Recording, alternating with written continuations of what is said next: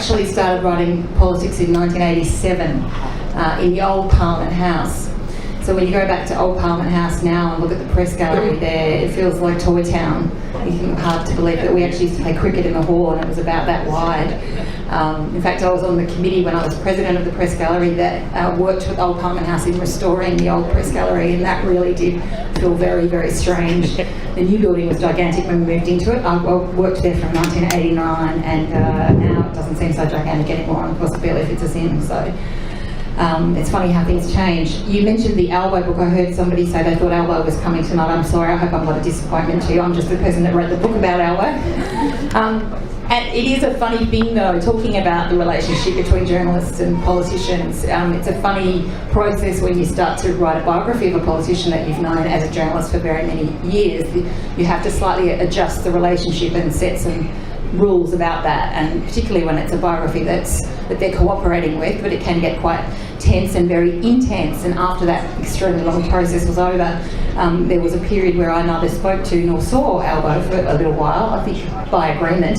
He went overseas briefly and then I went overseas, and I got a phone message from him while I was overseas just saying, "Oh hi, it's Albo here.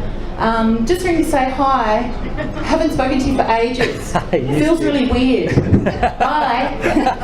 So that's been a process of adjustment back to the usual rough and tumble hostility of journalist and politician.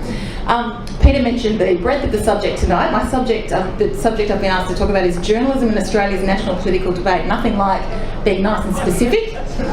No wiggle room there at all. I thought I'd start by talking about how the journalists in the Federal Parliamentary Press Gallery tend to operate, and how that press gallery culture has changed, both in the term of my membership over that long period that I just mentioned, and also how the practice of politics has changed. And I think you've seen an acceleration of those two things changing in the last sort of 5 to 10 years, but particularly the last 5 years. The press gallery, there are about sort of 300 or 400 people who work in the press gallery in Canberra, and it's both in equal parts, well maybe not equal parts, but it's certainly partly competitive and partly cooperative. The natural journalistic instinct makes you competitive, of course, and Canberra in times, in the recent past, has been a sort of unusual town in the sense that because of where it's located, closer to Sydney than Melbourne, but between the two, you used to be able to get 7 daily newspapers on your front lawn. So we've had that access to a lot of papers for a lot longer than just since they went online. So we were all extremely conscious when we were working in newspapers of what each other was writing, and you could watch each other's TV news bulletins. You know, we're a bit Pavlovian. We can tell you exactly what time of day every current affairs program is on radio and television, and who works for them and what their story was like last night. So we're all quite competitive. And as I say, we're used to reading a lot of different papers and keeping an eye on eeach other and criticising each other. But at the same time, it's a kind of, I suppose it's a collegiate atmosphere, because people outside the press gallery don't tend to think too nicely or kindly of us. So there's a bit of a sense of solidarity sometimes in that, which I guess you're not surprised about. In broadcast journalism, which I spent 10 years in, it becomes particularly cooperative because of the logistics. And what you learn very quickly when you start in television is, unfortunately, logistics come before content. If you can't get the logistics right, you can't deliver the content. And so you're forever focusing on, where do I have to be, what time does it have to be in, have I got all the equipment, can I get it to where it needs to go? You're always trying to think in advance and focus on logistics, and we always used to have to do that in TV, because no matter how beautifully crafted your words are, if the script and then the voice recording or the pictures don't get there, then you've got nothing, so you might as well not have bothered. So in the press gallery there are these loose cooperative arrangements between the TV networks, which are for logistical reasons, because in covering politics, you can't physically, especially on a busy sitting day, you can't physically get to cover everything that's going on as a single network on your own. You don't have enough people to do it. And people are calling news conferences, or you're trying to catch someone for an interview and they might only be available when something else is happening. So there's a cooperation that goes on. It's a funny sort of arrangement, and a bit surprising, I suppose, if you think about it, that there are two loose TV pools of crew that work together in the press gallery, Channel 9 and Channel 7, arch rivals, they work together, weirdly.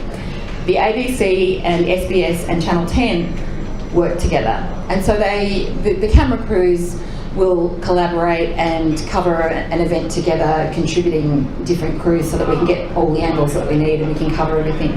So there's someone who's wrangling all of them and organising all of them, but we're still highly competitive. So if you've got something on your own, you would film that on your own, and we're still trying to gazump each other in terms of getting the most interesting news story of the day. So those collaborations can have their pluses and their minuses, I guess.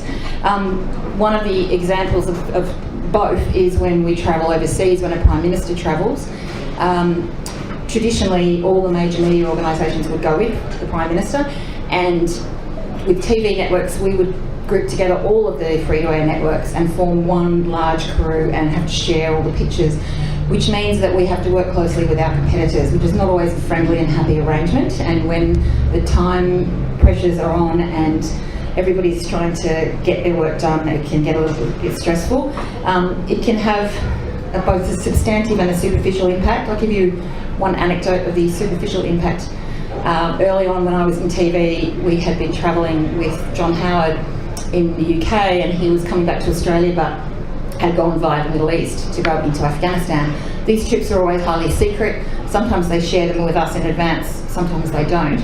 On this occasion, we did know this was happening, and there were a couple of people going in as journalists on a pool basis with him, and the rest of us were being left in Abu Dhabi waiting for him to return. He had a late night news conference. It was extremely warm, as you can imagine, and those of us in TV then have to scurry, no matter what time it is, to get everything ready for the next television bulletin. Because I worked for SBS, we only had evening newses, so mine was the last of the lot. All my other colleagues, who were all blokes, who were always all blokes in the period that I was a TV correspondent, had bulletins before me. So taking account of the time difference, some of them had breakfast bulletins. By the time Howard's press conference had finished, it was after 10 o'clock at night, and it was still about 40 degrees. So we all had to get ready, meet downstairs to line up to do our pieces to camera, we call them, one after the other. And because mine was going to be the latest, I was the last, but I had to be there on time, so I was standing there waiting. And even with your hair tied up in humidity in the Middle East, it's quite warm. One of the things I later learnt from my colleagues that I had not, a tip I had not acquired before that, was that you always steal the hand towel from the hotel bathroom and carry it around with you whenever you're in a warm climate. I had failed to do this, so by the time my turn came, after I patiently and politely waited for my colleagues to finish, everything was sliding off. So I was tearing pages out of my notebook to mop myself down, to put the powder back on, all the joys of the realities of journalism, the really important things. So I thought I'd achieved all of this, shot my piece to camera. We all raced back upstairs to write our scripts, which we all send separately. And when the thing finally went to air the next day, I had a text message from a friend in Perth, and it just said, "Bit warm over there, is it?" Thanks very much. So you pick up tips from the colleagues that you file away and use along the way, but sometimes it is quite difficult, and you all have to work to the same timetable and share equipment and do things, at least in a similar manner, which you might not be doing similarly at home. So it can be quite frustrating. And the more frustrating thing, of course, is you're actually sharing the pictures. So I know we frequently get media watch and the likes at home making the point that everything always looks the same, and it's kind of hard to avoid that on those trips overseas. It's a big trade-off, and what you then try and do is value add by writing your script on your own, sending your voice on your own, and the advance of technology means you can do that much more easily, and I want to come to that point because that's at the heart of these changes. But it was a frustration how much we had to actually share things and how much we couldn't really be terribly independent. But the main point I do want to make tonight is my observation of the role that technology has played in the changes in journalism and also the changes in politics, and the two things are connected. They sort of feed off each other. I think in recent times, probably the last decade, I think it is, the advent of 24-hour TV news channels has meant there's just more of everything, and it's much faster.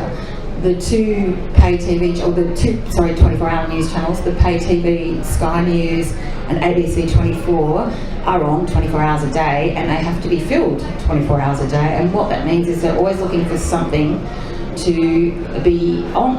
And I think what that's done journalistically is it's changed the definition of what's actually news. Because it no longer has to be news, it just has to be someone with their mouth opening and shutting who's willing to go on the TV. Unfortunately, in politics, there are a lot of those people. So they get a lot of airtime, and when they get their airtime, we have to listen to what they're saying in the event that something remarkable happens and they say something important occasionally. And so it's changed the pace of journalism, the nature of political journalism in particular. Social media is the second thing that I would nominate as being a major technological change that's affected the way we practice our journalism. Things like Twitter, it's abbreviated everything, so everyone's attention span is a little bit shorter. As an interesting aside, when I joined the Saturday paper, I wondered what the longevity of the paper might be when I was offered the job, because it's all long-form journalism. We write 2,000-word pieces, and I sort of thought, if everyone's only interested in 140 characters, how many people are going to bother to read our paper? But I was pleasantly surprised, thank you, there's one. I was pleasantly surprised, pleasantly surprised to find out that half our subscriber base was under 45, was what they told me at the time, and it's growing, and our paper is paying for itself. And I think what that tells me is that there is, and I'm happy about this, a kind of pushback, I think, to the instant news. And so what you're seeing is we've kind of moved through the novelty of instant news, and now we can get our news in our hands, in our pockets, anywhere we want, the basic information immediately. I see it, flash up on my phone, and I can tell you that Hugh Hefner, aged 91, has died today. So we all know that, we all see that all the time. What people, I hope, are now looking for is a bit more, a bit of context, a bit of history, what does this mean? And so that's a challenge for us in journalism, to respond to social media, to the pace of social media, by creating the kind of content that people are still interested in. And sometimes it's hard to tell whether they are or not. But the problem with, I think, social media, in particular with covering politics, is this thing about speed and how quickly things happen.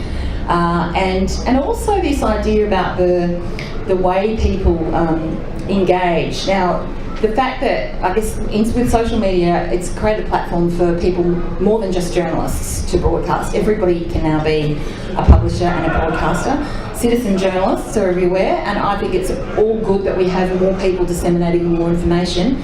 What I do find frustrating, and what has an impact on what those of us who do this professionally do, is that we are, theoretically at least, some of us are old-fashioned, supposed to adhere to a code of ethics. And I find that increasingly people who are setting themselves up online without the formal structures of journalism are operating outside of that. So it's getting harder and harder to tell the actual fact from the alternative facts.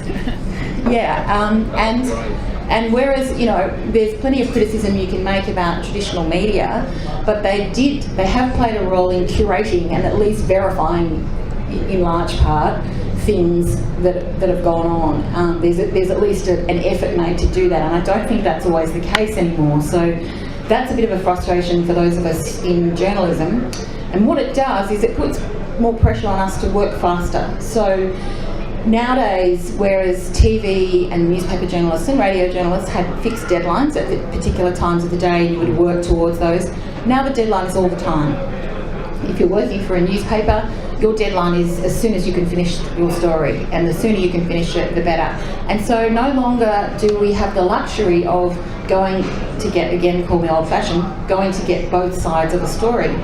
It used to be that I, as a young journalist, was told that I had to go and get this and then find someone else's opinion and put the two to make a balanced story.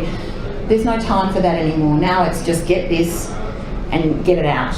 And if it's new and interesting, it might only be one new fact. You can wrap a few old facts around it and whip it out, and then you'll update it later. I think the rather unfortunate, there's a new sort of cliche that's emerged, it's rather unfortunate, that is, you're never wrong for long. I don't like it, but I've heard it a lot. And the internet means, you know, you can quickly make corrections and adjustments, which is, I guess, a good thing. But it also means that things move quickly, nothing stays still for very long, and you're not getting a whole picture anymore. And I'd like to think that, you know, in the slow business of weekly journalism, that we try to offer some kind of an alternative for that. But that is that's a problem that I've seen in recent times. I remember historically, going back to when I worked at The Age, which was in the early 90s, I do remember our then, I think, Deputy CEO, Michael Hoy, coming to visit us in the bureaus in Canberra. And we hear a lot of talk now about proprietors not having been able to foresee how the internet was going to affect their business models. And that's true to a point, but this was interesting because he gathered all the Fairfax journos together and gave us what seemed like this crazy briefing about the future was video and how all of us newspaper journos were going to have video cameras, we were going to have to film things, it would all be on the internet and we'd have to work faster, and we were all sort of one part slightly horrified and the other part incredulous, thinking this will never happen, it will never catch on, you know. Of course, he knew something that we didn't. He was quite right, and that's exactly what happens now, that journalists at news conferences who used to be print journalists are now filming with iPhones and taking photographs and tweeting and doing all those things all at one time. So they did see that this was going to happen, but what the media proprietors failed to do, and this has come back to bite all of us a bit, is they failed to anticipate what the impact would do to the internet would do to their business model, as I said, and they didn't work out how to charge for content online. And so what used to uphold particularly newspapers, but all media really, traditional media up, was the advertising revenue, and that's all slid away, particularly classified ads, the rivers of gold they used to call them in the Herald and the Age, all slid away, and they missed their chance to retain those revenue sources. The impact of that has been those companies have lost huge amounts of money, which means they've got rid of staff. And so over the last 10 years, you've seen incredible reductions in journalistic staff. Gone are the days when we used to go to the barricades as journalists in Canberra to keep all the bureaus separate, that one proprietor having a number of bureaus from a number of different mastheads in different cities. We, Fairfax in particular, used to fight to keep them separate. We'd go on strike, you know, we'd be passionate about it. News Limited, as it was then, had already taken the plunge and put all their journalists into one office, and they all worked as a bit of a pool then, and we were fighting to avoid that. It's gone now, it's happened, the walls have been knocked out, the bureaus have been amalgamated, they maintain one or two separate correspondents, but otherwise huge numbers of reporters have been culled, and that has an impact on diversity of political coverage because there aren't as many people with as many brains asking the questions anymore. So I think all of that does impact on the nature of our coverage of politics. But I think technology has also changed politics. I think the advent of opinion polls and very sophisticated forms of social research have made politicians kind of a bit take shortcuts, I think, sometimes. There are still old-fashioned politicians who wear out the shoe leather and believe in going out and meeting people face to face and in the practice of persuasion, the old art of persuasion, which our political leaders, in my view, should be engaged in. But there are others who take shortcuts using focus groups and messaging techniques and just trying to find exactly the right phrase to captivate particular parts of demographics. So the population is kind of disaggregated now into these groups. Well, we need to talk to the churches, and we need to talk to women over 45, and we need to talk to the young people, and we need to talk to ethnic communities. And so we've seen these messaging, because of these sophisticated techniques, get, I think, more and more sort of reduced and basic, and no longer are we seeing the art of persuasion and the leadership, I think, that we used to see, and that's a particular bugbear of mine. And I think social media has affected the way that politicians engage as well. It's made them at once more accessible but also a bit more distant. You know, you can sort of communicate with people with a tweet and not necessarily have to go and talk to them so much. So you can be in touch by having a Facebook page, and you can get feedback on that Facebook page, but you're not necessarily speaking directly to as many people. So I think that does sometimes change the nature of their engagement and can actually, while appearing to put people more in touch can actually put a barrier in some respects, particularly if you are in a demographic that doesn't use social media or Instagram or Snapchat or Twitter or any of these things that people use now. So I think that has had an impact on the way politicians behave, and again, of course, the 24-hour news cycle has meant they've made themselves more available, and that's affected the nature of their practicing politics, because they always have to have something to talk about. I hate this, but politicians talk about announceables.